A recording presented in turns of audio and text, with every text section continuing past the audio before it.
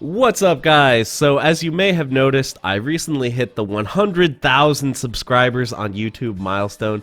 I am so excited, and I'm so appreciative to all you guys who've been watching the channel and enjoying my content and being subs. It's really awesome. I have not gotten my silver play button kind of plaque in yet. Once I do get that, I'll be sure to show it to you guys. But for now, what I'm doing is a Q&A. So I put a post on Twitter asking for your questions that you want me to answer. Doesn't have to be fighting game related. It's going to be all kinds of various life topics. So I'm just going to go through and answer them as best as I can. So sit tight, guys. First up, from the man himself, Dato Doya, favorite fictional character and why?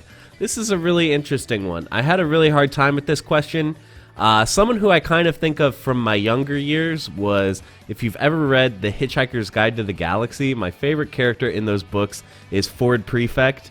And I think he's definitely one of my favorite fictional characters of all time. I just love fantasy. I loved when I first read those books. I didn't really know that books could be that funny. So those definitely were really life-changing reads for me in terms of my enjoyment of media. So if you haven't read The Hitchhiker's Guide, I highly recommend that book series, and that's the best answer I can think of for my favorite fictional character across all mediums. Next up, we got from Double A, Ultimate Marvel vs. Capcom 3? I'm going to go ahead and say yes. I don't know how to answer this, but yes, I agree. From Globku, another great YouTuber, shoutouts to Globku.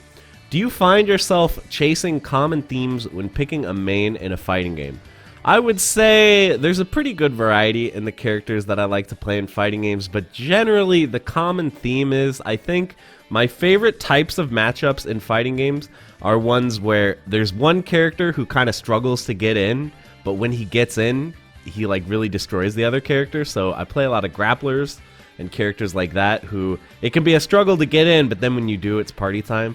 But I also like being on the other end of that sort of exchange. I love zoners. I love characters that keep the opponent out, but then, of course, things get really risky when the opponent gets in. So I like that dynamic of the struggle of getting in, and I love characters, whether they're the one trying to close the gap or whether the one filling the screen up with projectiles. I really like both of those types of characters. From Blood Ninja, what do I think should be the next fighters? Personally, I'd like to see a JoJo's Bizarre Adventure fighters. So I guess he just means taking some other property and making a fighter-style anime fighting game out of it. I would love to see another Persona fighting game. I know we already got Persona 4 Arena, but please, a Persona 5 fighting game would be so incredible, especially if it was on the Fighters engine and we got those beautiful 2D, 3D hybrid graphics. That would be so amazing. Definitely another JoJo's would be really good. If you haven't played the JoJo's Bizarre Adventures fighting games that came out in arcade and Dreamcast way back in the day, so that's JoJo's Bizarre Adventure and then the follow-up Heritage for the Future. Those are really good fighting games, so there is some really good JoJo's fighting games out there. You can still play those on stuff like Fightcade for online play. I know a decent amount of people still play those. So those exist and are really fun, but another one I think would be really great, especially with some modern graphics. That could be really cool. What do I usually do in my free time if I'm not gaming? I would say I have a lot of hobbies. I really like cooking. I'm a big fan of cooking. I like comic books. I've become a bit of a comic book aficionado in the last few years. I really like Magic the Gathering. I go to the occasional Friday Night Magic, and I go to most pre-releases for new sets. So there's a few, things like that I'm into. I stay pretty busy when I'm not gaming. There's just a lot of stuff that I like to do in terms of hobbies. What is my favorite non-fighting game? For a long time, my favorite game was Resident Evil 4. I really love that game. I've beaten it 10 times. I used to just go back and randomly play through it once a year. And I really like that game, but I think now my favorite game might be Persona 4. I've played through Persona 4 one time, and now I'm replaying it on stream on hard mode. In case you didn't know that I'm doing that, you can watch the archives of that on my other channel, jmcrofts. And I just love that game so much. I think it's a perfect game. Every single second of that game is pure joy. So that's probably my favorite, is Persona 4. Favorite YouTuber? I think I can't narrow it down to one, so I'm going to name three. For fighting games, my favorite YouTuber is Avoiding the Puddle, Eris. He is just so funny. He can make anything entertaining, and I can't get enough of watching him play games or talk over other people playing games. Another YouTuber I like who plays Magic is Strictly Better MTG. He does a lot of like guides of how to build decks and stuff like that. His videos are really, really entertaining. So if you have even like a passing interest in Magic the Gathering, I recommend Strictly Better MTG. And probably my favorite streamer and YouTuber is Day9. I still go back and watch his old StarCraft 2 videos all the time, but also the new content he's doing. Like he's playing Magic now, he's playing some Hearthstone and stuff like that. He's always really, really fun to watch, and he's probably my biggest inspiration when it comes to the kind of content that I like to make and the kind of stuff I like to stream. So those are my top three. What was the gaming console of my childhood? So my first console, when I was pretty young, my parents got me a Sega Genesis and an NES that kind of came bundled at a garage sale. So I had a handful of games for those, and that was really, really fun. But the first console that I kind of picked out, like by the time I got old enough that I could like save up my money and like buy a console for myself, was the N64, which I loved the N64. I got it with Smash, and that was like a huge game changer for me. I really, really loved that console. When will I fight Dato Doya again? We love to see this. Definitely soon. We haven't really like planned it or anything, but we definitely want to do another match, so I'll try to figure that out ASAP and get that going for you guys. What was the first fighting game tournament I went to, and what was the game? So at my college, we hosted like small tournaments, but it was mostly just like people who kind of knew each other, just local other college kids.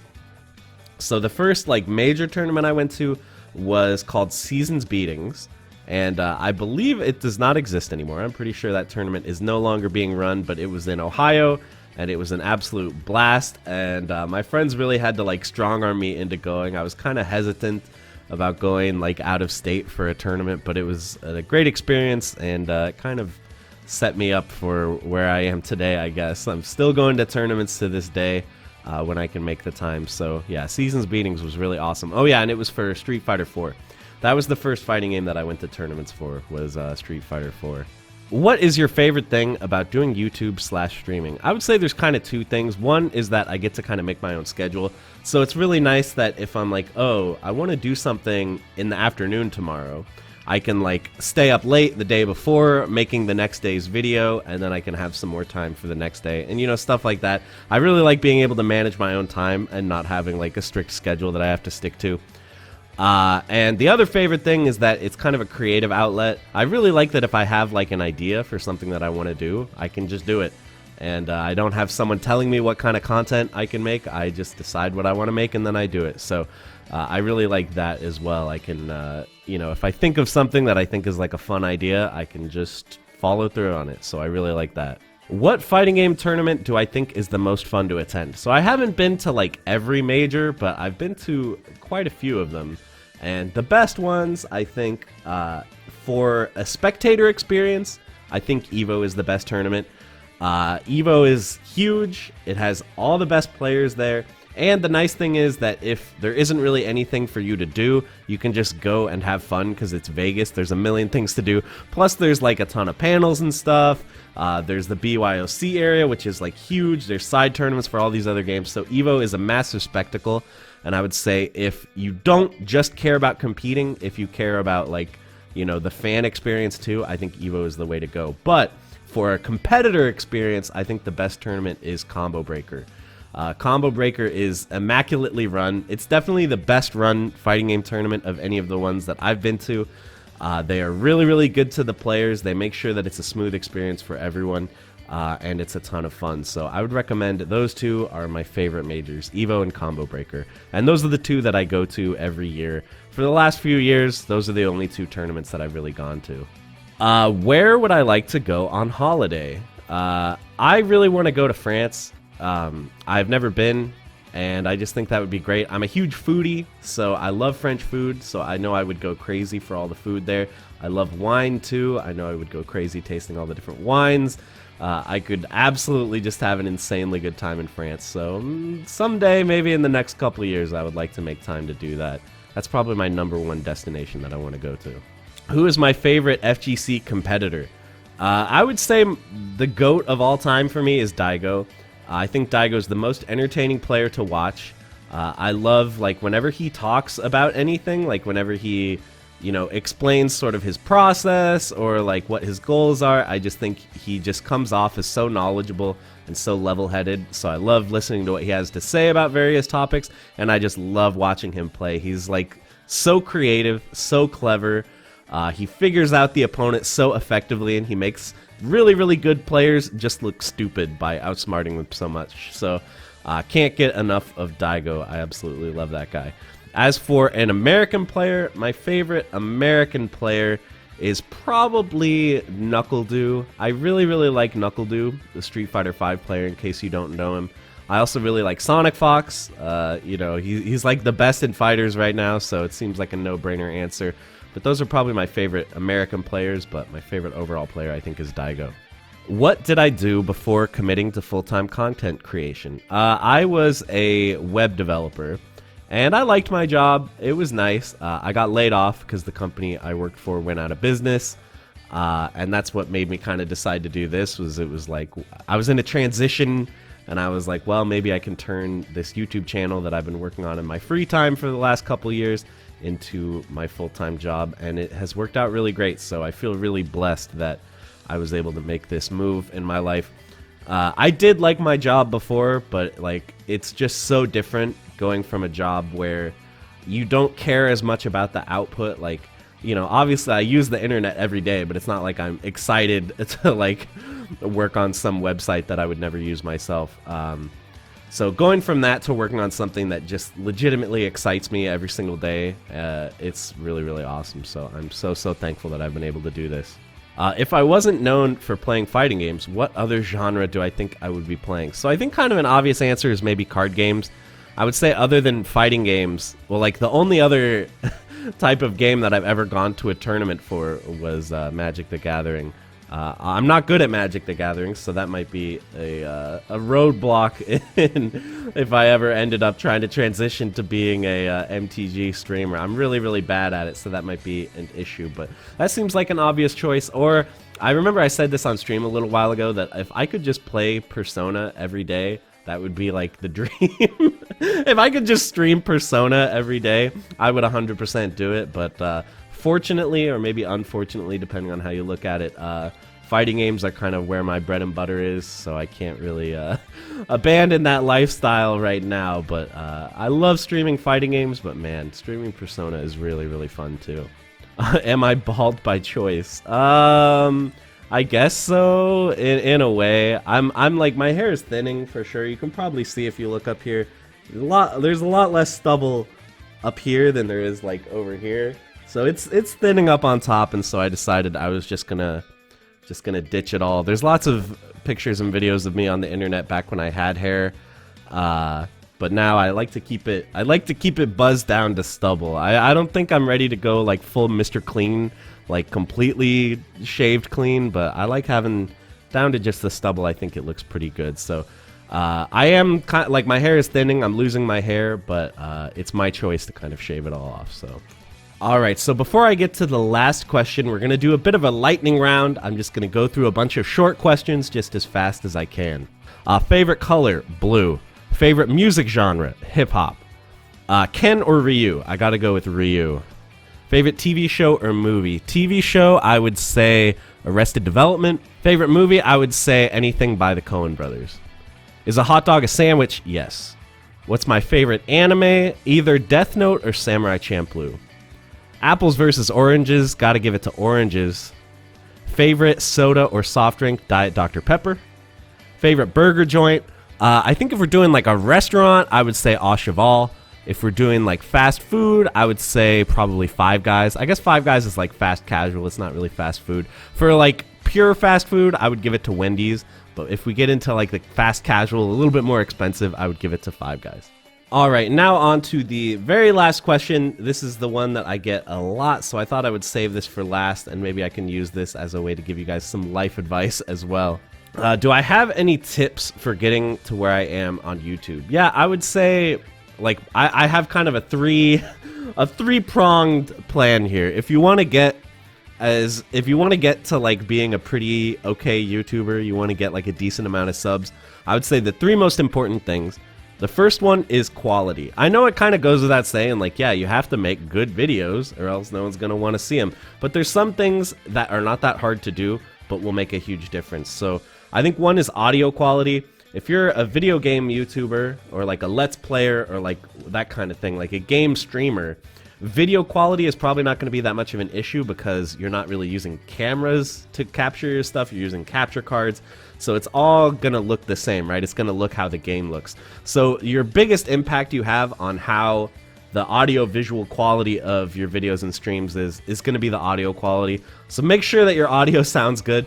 This microphone, people tell me this looks like a really fancy mic, but it's not. This is a Blue Yeti. It costs like, I don't know, $60. It's not a huge investment, but something like this, or even another good audio solution is a mic that clips to your lapel. Those are really nice too. You can get them for like $10 on Amazon, and you're going to sound infinitely better than if you're using the mic on your webcam. You do not want to do that. So quality, make sure that it's listenable. Make sure that it's, you know, not a terrible experience when people turn it on. I think quality is number one. Number two is going to be novelty. So basically, like, how is your YouTube and your streams different from everybody else's? You really got to have something there because like a lot of people are trying to do YouTube and streaming right now, so you really need something that sets you apart. Whether it's that you're really like knowledgeable about certain games. I would say that was kind of like my thing, like maybe not as much anymore now that I mostly do gameplay videos, but when I was first starting out on YouTube, I mostly did tutorials, and my thing was just that, like, okay, I've been a guy who's been playing fighting games for a long time. I like to think that I'm pretty good at breaking down difficult concepts in a way that are easy for new players to understand, so that was kind of my niche, was that I know a decent amount about fighting games. I don't know everything about fighting games, but I know a good amount about fighting games. I've been playing them for a while, and I think that I'm pretty good at explaining them to new people. So find your niche, whether it's that you're skilled at a game, whether it's that you're funny. You don't have to be good at the game if you're just funny. So whatever it is, whatever your niche is, make sure you have something that sets you apart. So novelty, that's number two. And then number three is consistency. Every YouTuber and every streamer says this, but this is like the most important thing. Just make sure it's consistent. You don't have to upload a video every day, but make sure you upload videos regularly, whether it's every day, every week, twice a week, once every other week, whatever it is. Just make sure you're consistent so people know and they keep coming back to you. I know a lot of YouTubers, or like people who want to be YouTubers, and what they do is they get like this huge burst of inspiration and energy. They make like 5 videos in the course of 2 weeks, and then they take like 4 months off. And then you're just never going to grow. Unfortunately, you're just never going to grow if you're not consistent. So that's the 3 things, guys. Just to recap. Quality, novelty, consistency. That's my 3-step plan. Maybe I should like write a book about this and sell it. I think people would buy an ebook where I just have 3 points. I can fit them all on the first page. How to make money on YouTube. Quality, novelty, consistency. That's my 3-point plan. Okay, whew, that was a lot of questions. Thank you to everybody for sending those to me on Twitter. I much appreciate it. And if you're not already following me on Twitter, why don't you go ahead and do that? I'm at Crofts, at CROFTS. And the link will be down in the description as well. And that's it. So thank you so much for being subscribers, guys. You have really made a huge change in my life by allowing me to do what I love every single day. It's really incredible. I never would have thought that I would hit 100K. That is such an insanely high number. So I'm definitely so humbled and so blessed by everything that you guys have allowed me to do with my life. So that's going to be it for the video. Thank you for watching, and I will see you in the next one. Bye, everybody.